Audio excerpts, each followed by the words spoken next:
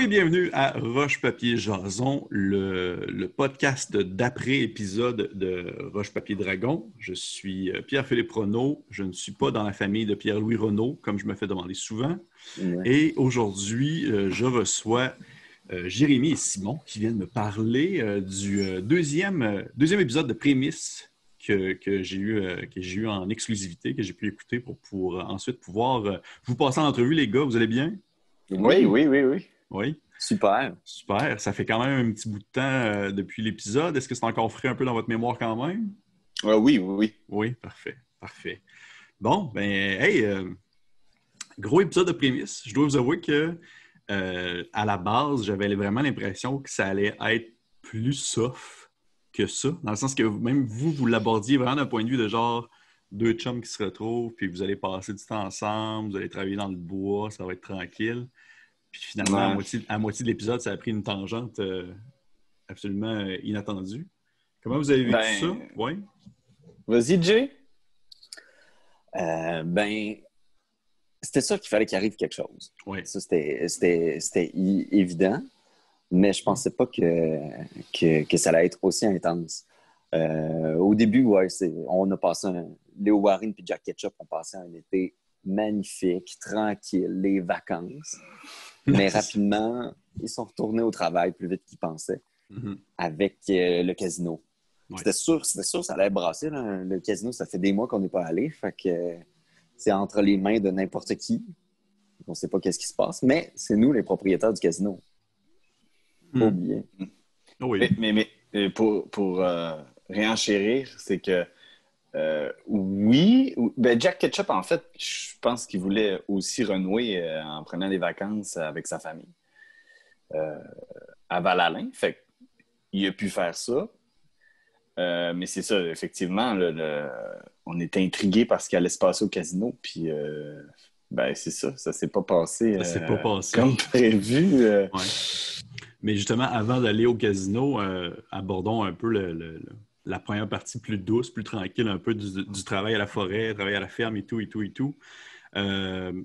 Du point de vue de Jack, est-ce que ce dernier, justement, avait l'impression un peu d'être capable de...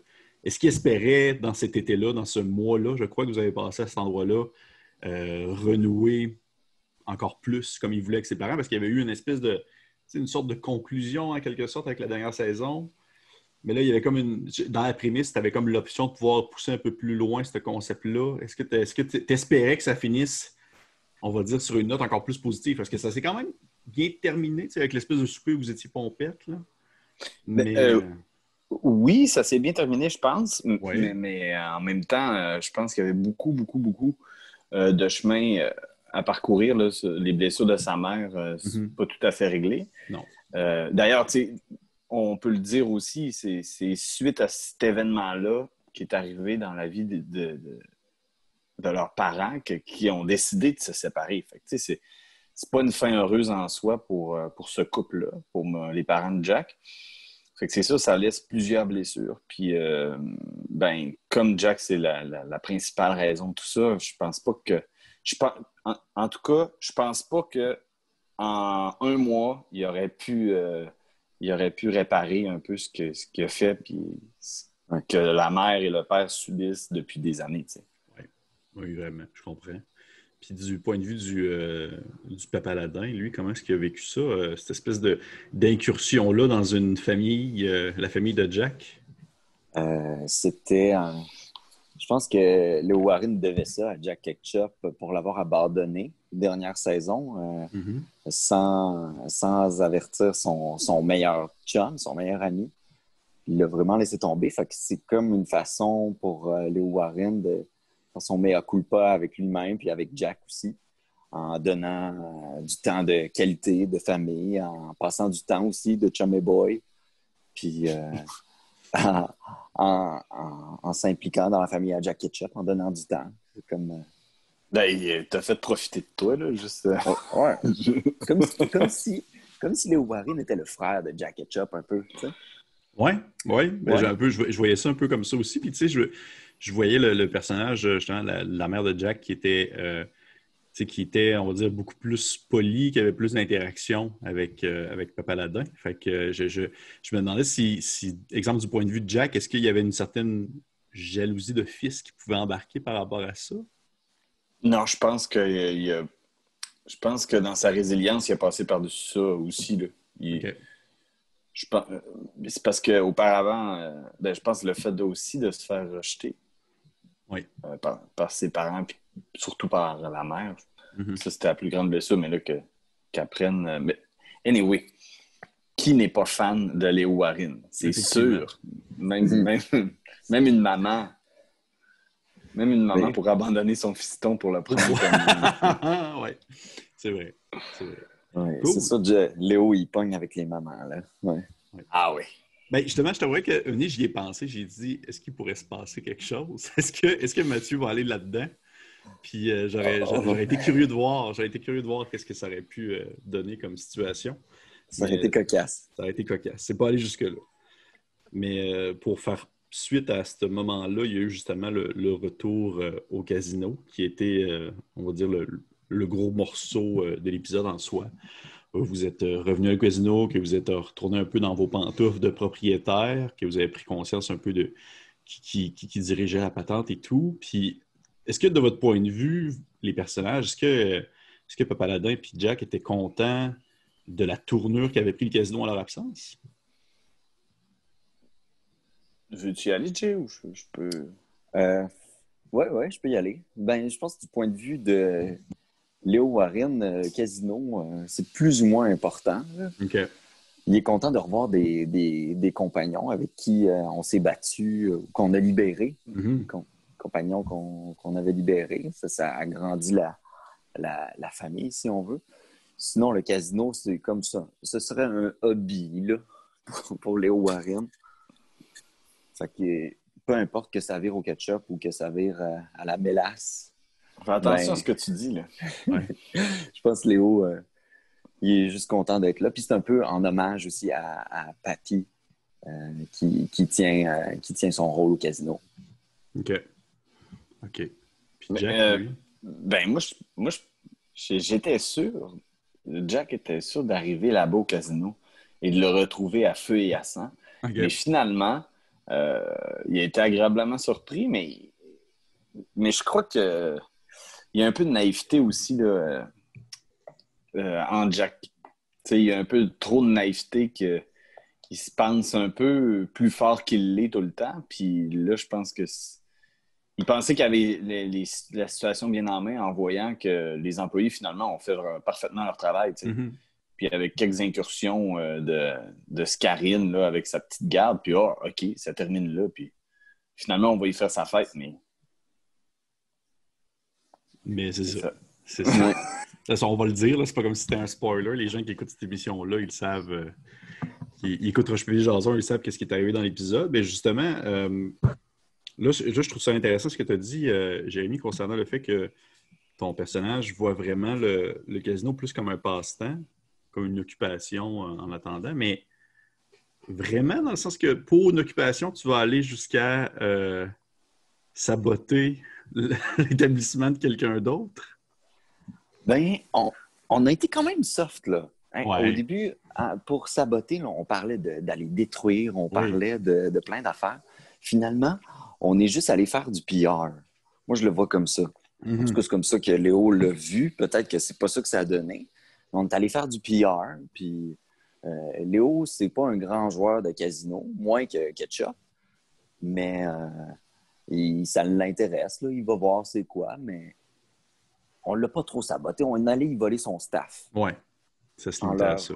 offrant des plus belles conditions. Dans le fond, Ouais. ils sont gagnants-gagnants. En leur offrant une table de super crib. Oui. J'ai aucune idée c'est quoi. Moi non plus. Ben là, c'est en fait, vous connaissez C'est le quoi, ça? crible. Ben oui, je Ouais. sais c'est quoi. Ouais. C'est comme du crible, mais là, c'est super crible. Là, s'il y a des auditeurs, écoute, ils nous demandent c'est quoi les règles, c'est quoi qu'il y a de plus, tu peux aller le googler, mais je suis pas sûr que ça va donner quelque chose. On va peut-être trouver une explication de comment jouer, parce qu'en fait, c'est les jeunes qui jouent à ça. Hein. C'est eux qui Oui, c'est gèrent vrai, ça. c'était les jeunes staff, c'est vrai. Fait que nous, on est peut-être trop vieux pour jouer à ça. Là. Ça doit être ça. Ça doit être ça. Puis du point de vue de Jack, lui, il aurait été. C'est parce que vous veux pas avec Papaladin, j'ai l'impression qu'il y a eu justement une espèce de calme par rapport aux actions qui auraient pu être posées envers Scarim et son casino. Mais Jack aurait été jusque où pour, disons, faire entendre et faire valoir pas un peu une vengeance, mais un peu le droit au respect par rapport à ce casino-là qui prenait de la place, qui vous fait quasiment une campagne de salissage, etc. Ben, il aurait sûrement été d'une manière plus arrogante que ça si son meilleur ami n'était pas là.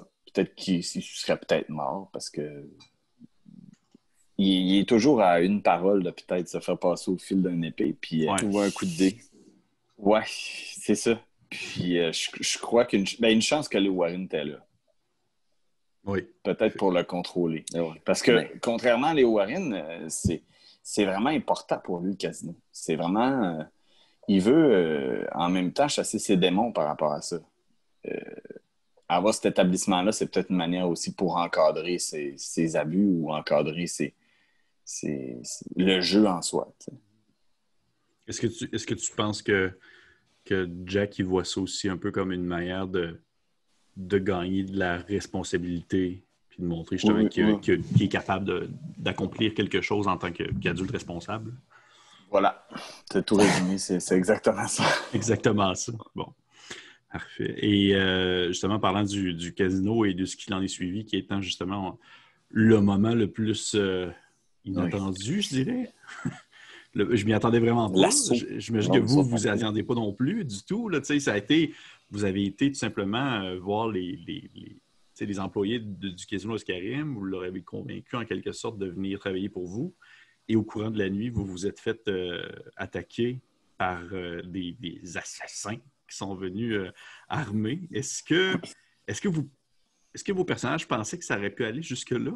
Ou ça vous a vraiment comme... Hein? En fait, le problème, c'est ce qui nous a été envoyé, c'était ça, c'était des assassins. Oui. Puis en fait, c'était en pleine nuit, puis le problème est là, c'est qu'on est habitué souvent de se battre contre des armées, des espèces de monstres, des espèces...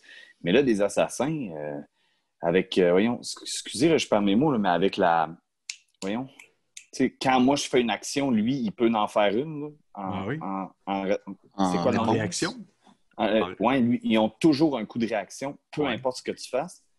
Ben, une chance que ces dés à l'assassin qui était par-dessus moi ont brassé en sa faveur. Mais Mathieu, moi, ce qu'il m'a dit après la game, c'est que j'aurais vraiment pu rester là. Oui, il aurait pu te tuer en prémisse de saison. Oui. Ouais. Ça a C'était, été... c'était sur 2 ou 3 chiffres là, sur le dé. Là. Ben justement, si on aborde ce sujet-là, Jack n'est pas mort, mais a perdu une jambe, concrètement. Ouais. On va dire, c'est même pas une figure de style, il a littéralement perdu une jambe.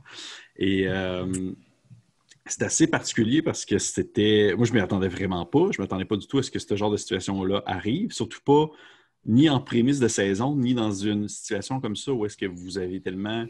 Vous vous êtes battu dans d'autres plans, vous avez combattu justement dans une armée, puis tout ça, puis Jack finit par perdre une jambe dans un combat d'auberge, alors en pleine nuit par des assassins.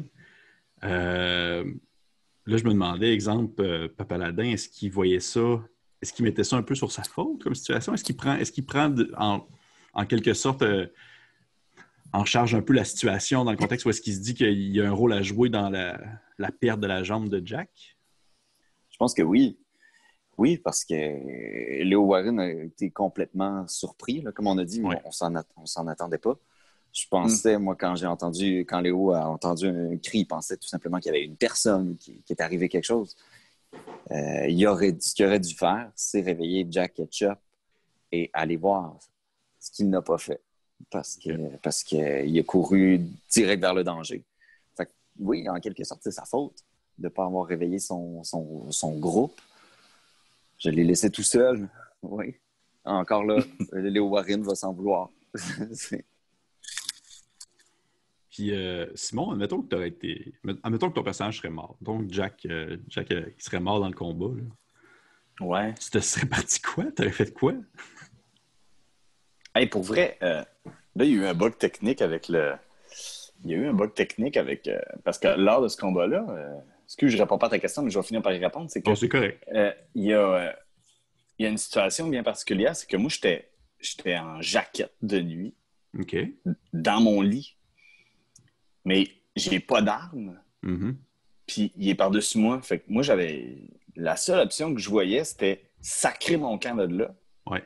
Mais pas de l'affronter parce que aussitôt que j'ai vu combien de dégâts il m'a fait, parce que moi, j'avais une réaction, parce que je me suis levé, mon dé a tourné en ma faveur, puis je me suis ouvert les yeux au moment où il allait me poignarder. Puis j'ai donné comme ça une flamme sacrée dans le visage parce que j'avais rien d'autre à faire. J'avais pas d'arme. Puis en même temps, même si j'avais fait une incantation pour faire un sortilège, peut-être qu'en réaction, il aurait pu me tuer aussi. Ouais. Mais là, c'est que c'est la première fois depuis le début du podcast que je me retrouve aussi dépourvu de solutions.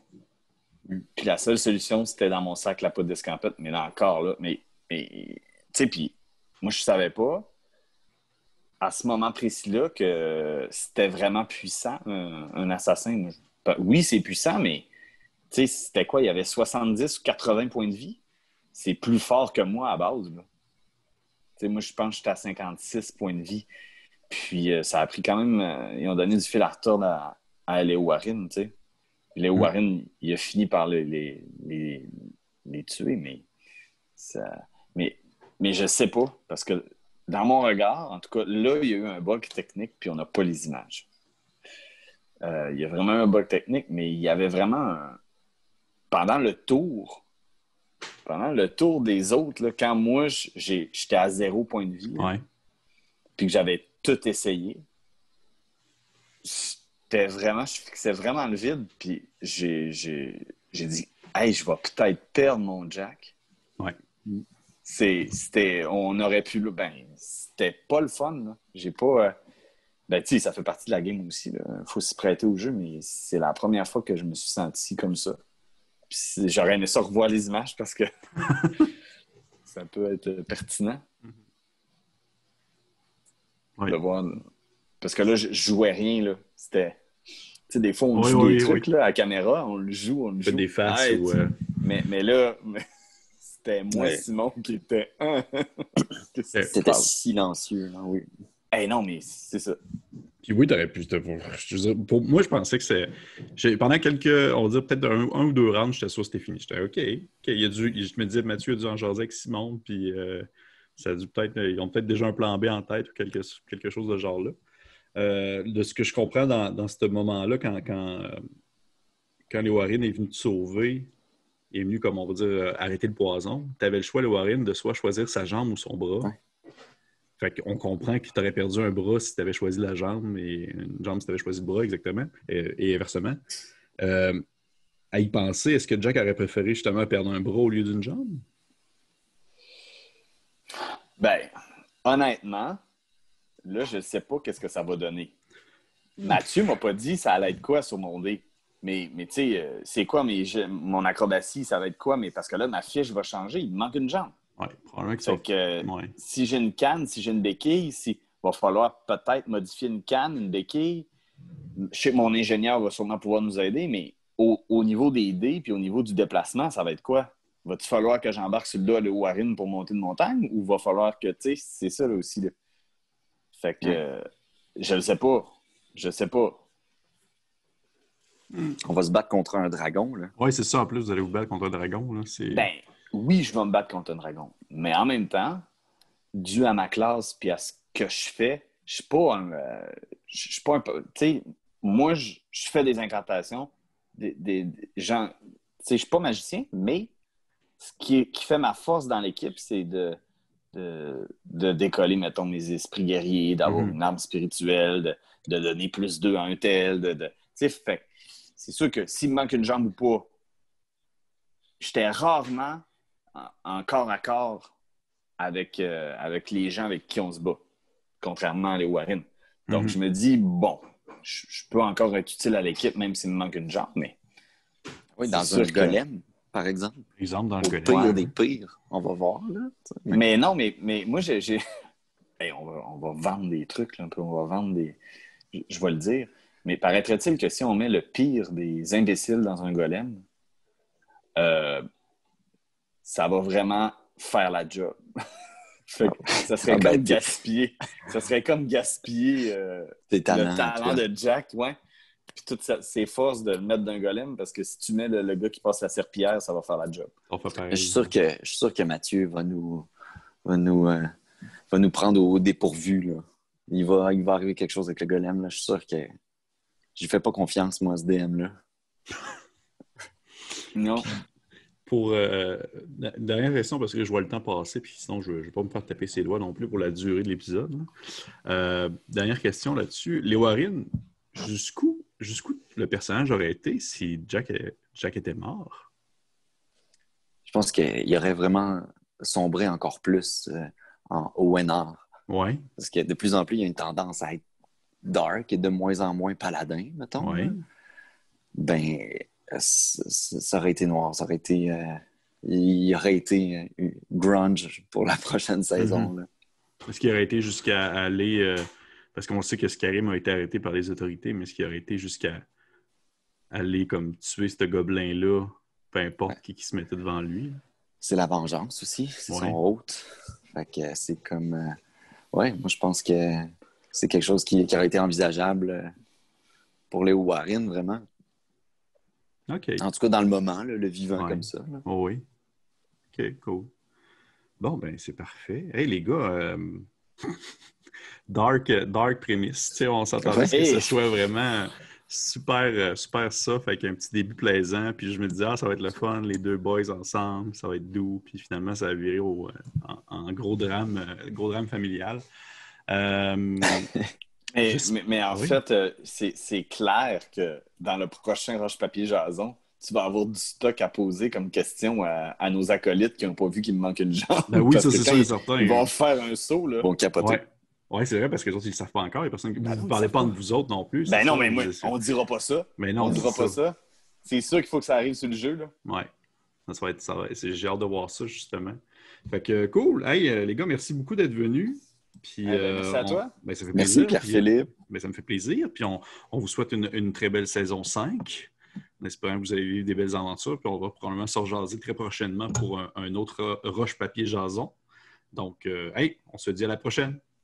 Yes. Allez, salut. Salut.